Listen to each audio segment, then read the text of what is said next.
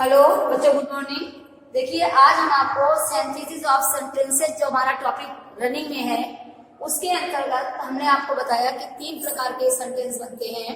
एक simple sentence, number 2 complex sentence और number 3 compound sentence. देखिए, उस तीनों वैरायटी के सेंटेंस में सबसे पहले मेरा टॉपिक है सिंपल सेंटेंस। और सिंपल सेंटेंस में भी हम आप लोगों को बता चुके हैं, कौन सा सन बता चुके हैं, पार्टिसिपल का प्रयोग करके, यानी बाय यूजिंग पार्टिसिपल हमारा कंप्लीट हो चुका है।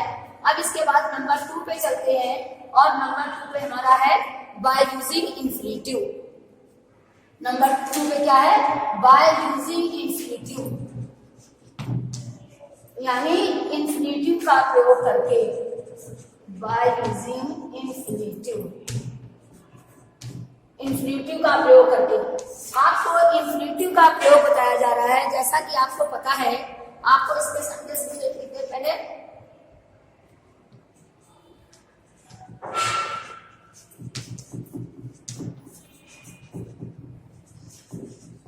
he went to market, he bought some fruits, he bought some fruits, he bought some fruits there. आइए, some fruits there, क्या हुआ आपका ये sentence, he went to market, वो बाजार गया, he bought some fruits there, उसने वहां पर कुछ फल खरीदे। अब आप देखिएगा, पहले समझिए इस बात को। पहला सेंटेंस आपका पास्ट टेंस में दिया हुआ है, पहला सेंटेंस पास्ट टेंस में दिया हुआ है। उसके बाद देखिए, जो दूसरे सेंटेंस की वर्ब है वो भी मेरी किस में आ रही है, पास्ट टेंस में। पहले सेंटेंस की भी वर्ब पास्ट टेंस में है और सेकंड वर्ब की भी, सेकंड सेंटेंस की भी वर्ब किस में है, पास्ट टेंस में। आपको अच्छे से पता है कि एक ही सेंटेंस में कभी भी हम 2 वर्ब का जब यूज करते हैं तो पहली तो मेरी टेंस के अकॉर्डिंग लगती है, पास्ट टेंस में, फ्यूचर में जैसी भी लगती है।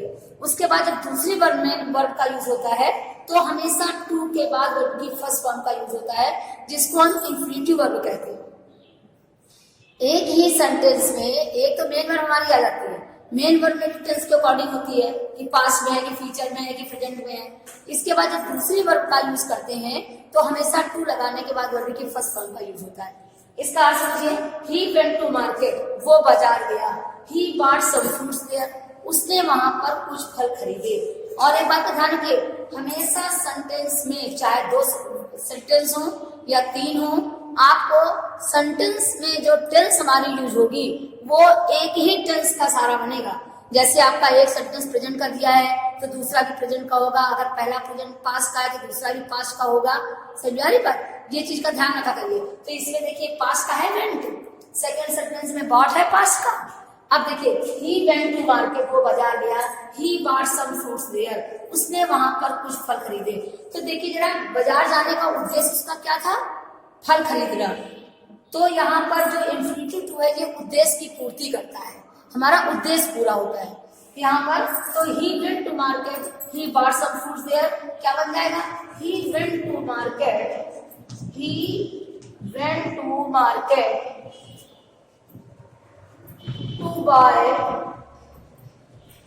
to buy some fruits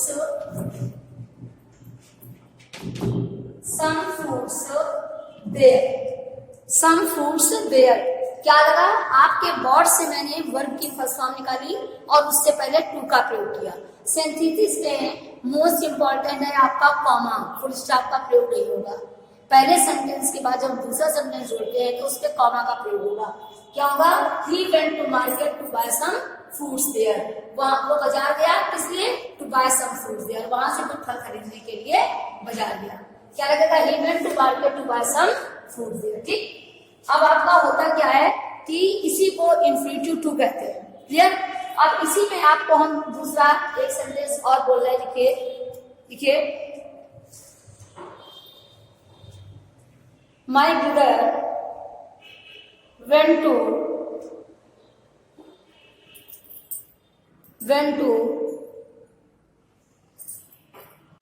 my brother went to school, full stop, he studied there, he studied, STUDIED,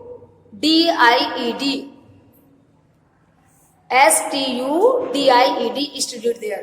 मेरा भाई कहाँ गया? स्कूल गया। फिर उसका उद्देश्य क्या था स्कूल जाने का? वहां पर स्टडी करना। तो आप क्या करेंगी? स्टडीड से क्या निकालेंगी? स्टडीड का टू निकालेंगी, और जब टू निकालेंगे स्टडी लगाएंगी, स्टडी के पहले क्या लगा लेंगी? टू। क्या बन जाएगा? My brother went to school to study there, my brother went to school to study there, went to school to study there.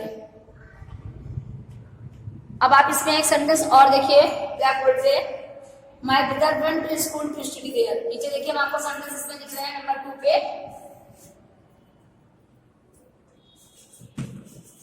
Alka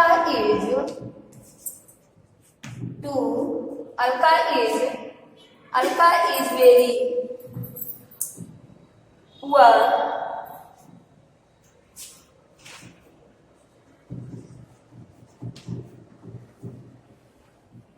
Alka is very poor. She cannot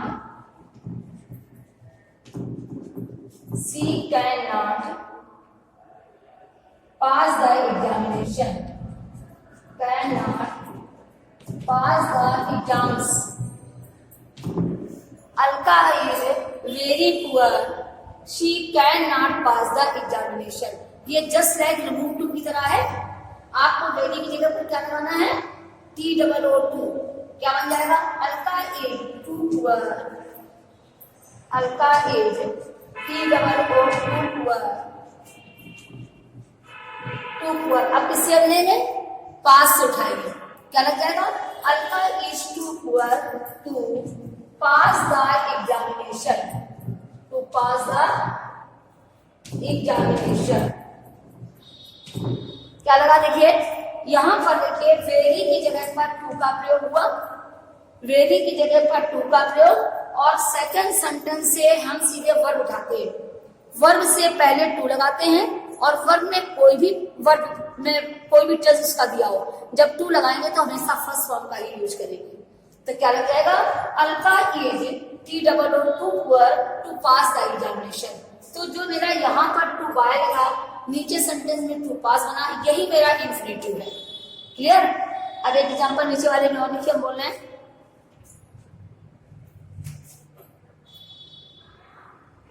my friend is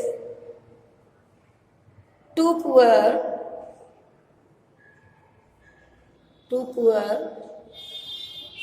to buy, sorry, my friend is very poor, my friend is very poor, he cannot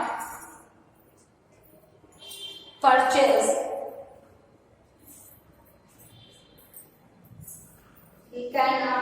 the car. My friend is very poor, he cannot purchase the car, he cannot purchase the car। क्या बनाओगे? My friend is TOO2 poor to purchase the car, my friend is TOO2 poor to purchase the car।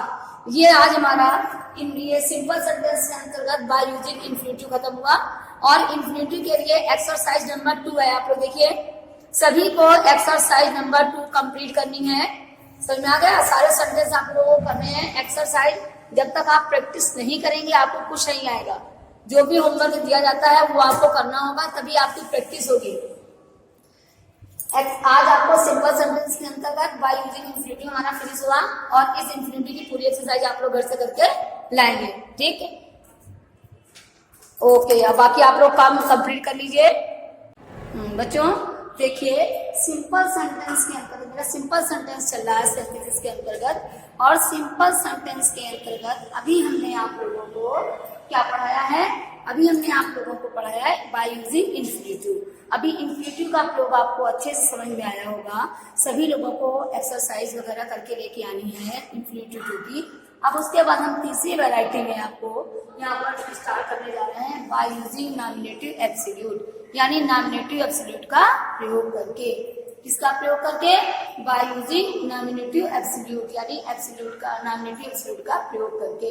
अब इसमें आप देखिए, थोड़ा सा आपको समझ में आ जाएगा कि आपको इसमें नॉमिनेटिव एब्सोल्यूट में आपको किस प्रकार के सेंटेंस बनते हैं, ये आपको देखना है। देखिए, नॉमिनेटिव एब्सोल्यूट में 3 प्रकार के सेंटेंस बनते हैं। कितने प्रकार से बनते हैं? 3 प्रकार से। देखिए, सबसे पहले आपको जो सेंटेंस बनाना है वो आपका दिया होगा, जैसे देखिए आपका the day was Sunday, the day was Sunday, I did not go to, I did not go to school. I did not go to school. The day was Sunday. I did not go to school. दिन कौन सा था? यहाँ पर is or am was वर्ग की जगह पर being का यूज होगा। क्या लिखा जाएगा? The day was की जगह पर being का प्रयोग, the day being Sunday, comma का प्रयोग, सब्जेक्ट यही रहेगा the day being Sunday, comma I did not go to school, the day being Sunday I did not go to school. माने क्या हुआ? Is are am was verb की जगह पर बीइंग का यूज होगा। संडे होने के कारण मैं स्कूल नहीं गया। The day being Sunday, I did not go to school. दूसरी वैरायटी आपकी आएगी जिसमें आपको ये दिया होगा The police arrived, full stop, the thieves ran away. The thieves ran away. The police arrived, the thieves ran away. Police पहुंची और चोर भाग गए। पुलिस पहुंची और चोर भाग गए। दोनों सेंटेंस अगर ये पास्ट टेंस में होंगे तो जो मेरा पहले सेंटेंस की वर्ब है वो परफेक्ट पार्टिसिपल में लगेगी। जो जब जैसे पुलिस आपके पुलिस पहुंची और चोर भाग गया, पुलिस पहुंची, द थीव्स रैन अवे और चोर भाग गए। पहले क्या काम हुआ है? पहले पुलिस पहुंचने का काम हुआ है और उसके बाद चोर के भागने का काम हुआ है। तो वैसे भी आपको पता है कि परफेक्ट पार्टिसिपल में पहले काम जो हमारा परफेक्ट पार्टिसिपल में एक काम समाप्त होने के बाद दूसरा काम किया जाता है। तो पहले पुलिस आने का काम हुआ है, उसके बाद चोर भागने का काम हुआ है। तो क्या होगा जाके यहाँ पर हम परफेक्ट पार्टिसिपल का प्रयोग करते हैं। The police arrived, the police arrived, comma, the thieves ran away, the thieves ran away। क्या हुआ? The police arrived, या the police having been arrived, यहाँ पर the police having arrived का यूज होगा। The police having arrived, the thieves ran away। The police having arrived, the police having arrived, the police having arrived, केवल arrived की जगह perfect participle का प्रयोग। ये मेरी परफेक्ट बन रहा है और ये पार्टिसिपल की। The police having arrived, comma, the thieves ran away। इसके बाद थर्ड टाइप जो आती है लेकिन वो देखिए क्या है। देखिए वो sentence, the signal was given, the signal was given, the signal was given, full stop, the train started, the train started। क्या है कि जिसमें इज आर एम वॉज वर्ग के साथ वर्ग की थर्ड फॉर्म का यूज हो वो मेरा सेंटेंस पैसिव वॉइस का होता है। पैसिव वॉइस में क्या होता है आपको पता है, passive voice is are am was verb के साथ वर्ब की थर्ड फॉर्म का यूज है तो मेरा वो पैसिव वॉइस होता है। The signal was given, signal दिया गया, द ट्रेन स्टार्टेड हो गई यानी ट्रेन चल पड़ी। आपको क्या करना है, द सिग्नल वॉज गिवन की जगह हैविंग बीन गिवन का प्रयोग करना है। दस क्या होगा, having been given, having been given, comma, the train started, comma, the train started। क्या हो जाएगा, the signal having been given, was given की जगह पर having been given का प्रयोग किया जाएगा।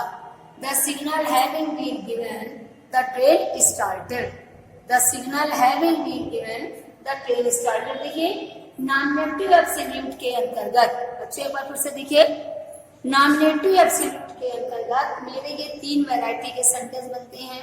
तीनों वैरायटी में जो मेरी पहली है वैरायटी, उसमें आप देखिए,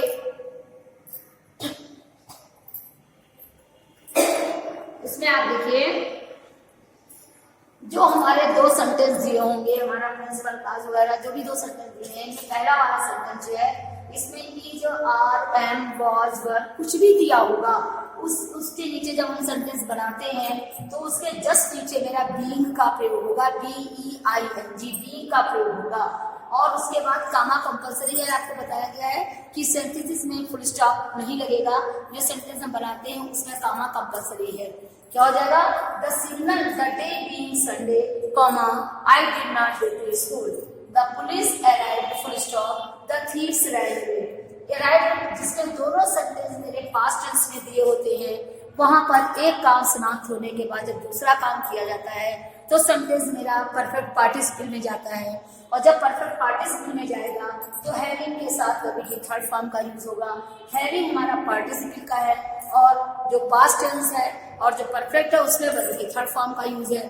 तो क्या हो जाएगा, the police having arrived, comma, the thieves ran away, the police having arrived, comma, the thieves ran away. Police, देखिए पुलिस पहुंची और चोर भाग गए, तो पहले पुलिस पहुंची है, बाद में चोर भागे हैं। आगे देखिए तीसरा थर्ड वैरायटी है, इसमें is are am was verb के साथ वर्ब की थर्ड फॉर्म का दिया जाएगा। और इससे पहले वाला जो पहले वाला बताया था उसमें is are am was verb खाली दिया होगा, उसके साथ वर्ब की कोई फॉर्म नहीं दी होगी। पहले सेंटेंस में चेक करिए, is are am was verb में कोई भी वर्ब की फॉर्म नहीं होगी, केवल ये आपका सिंगल ऐसे केवल ऑक्सिलरी वर्ब में दिया होगा, is are am was verb.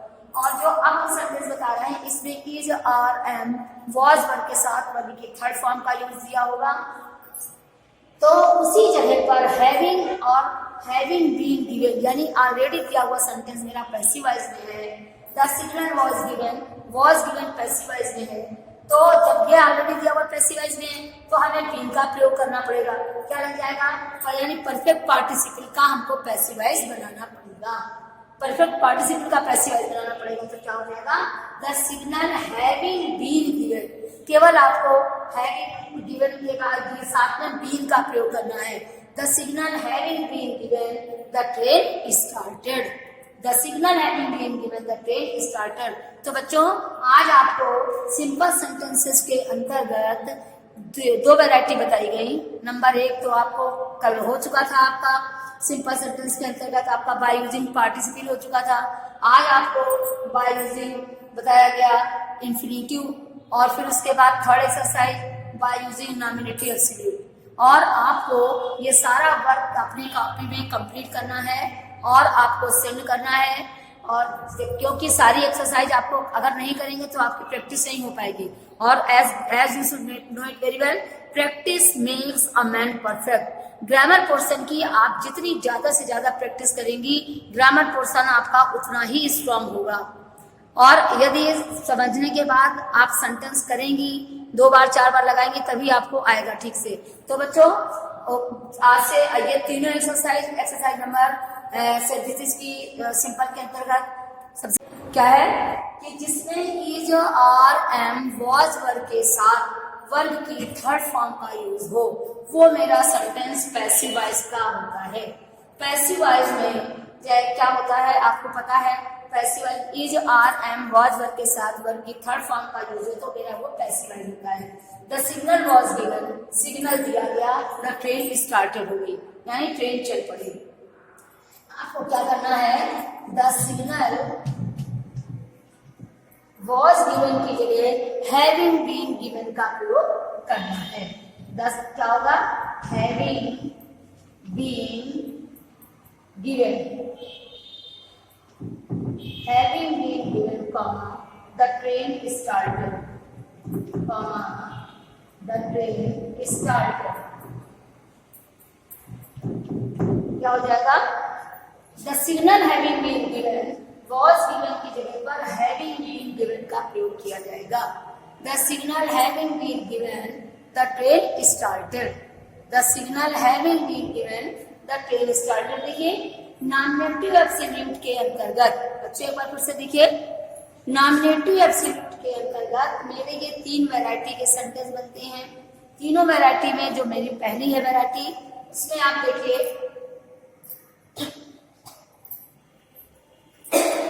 इसमें आप देखिए जो हमारे 2 सेंटेंस दिए होंगे, हमारा प्रिंसिपल क्लास वगैरह जो भी 2 सेंटेंस दिए हैं, पहला वाला सेंटेंस जो है इसमें is are am was verb कुछ भी दिया होगा, उसके नीचे जब हम सेंटेंस बनाते हैं तो उसके जस्ट नीचे मेरा बीइंग का प्रयोग होगा, BEING बीइंग का प्रयोग होगा।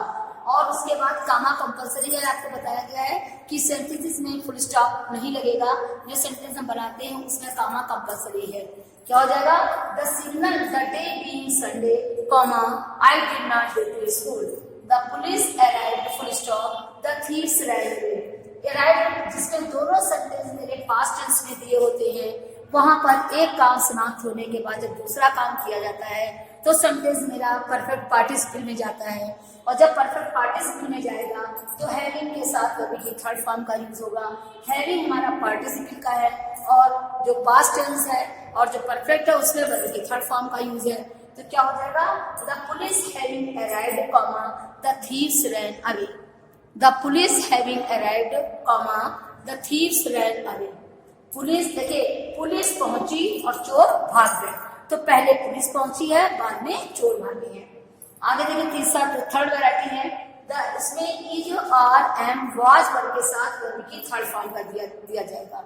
और इससे पहले वाला जो पहले वाला बताया था उसमें is are am was verb खाली दिया होगा, उसके साथ वर्ब की कोई फॉर्म नहीं दी होगी। पहले सेंटेंस में चेक करिए, is are am was verb में कोई भी वर्ब की फॉर्म नहीं होगी, केवल ये आपका सिंगल ऐसे केवल एक्सिलरी वर्ब में दिया होगा, is are am was verb.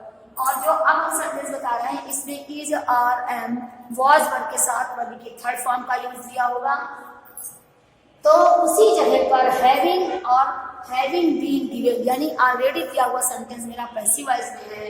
The signal was given passive voice में है, तो जब ये ऑलरेडी दिया हुआ पैसिव वॉइस में है तो हमें बीन का प्रयोग करना पड़ेगा। क्या लग जाएगा, यानी परफेक्ट पार्टिसिपल का हमको पैसिव वॉइस बनाना पड़ेगा, परफेक्ट पार्टिसिपल का पैसिव वॉइस बनाना पड़ेगा। तो क्या हो जाएगा, the signal having been given, केवल आपको हैविंग गिवन के बाद साथ में बीन का प्रयोग करना है।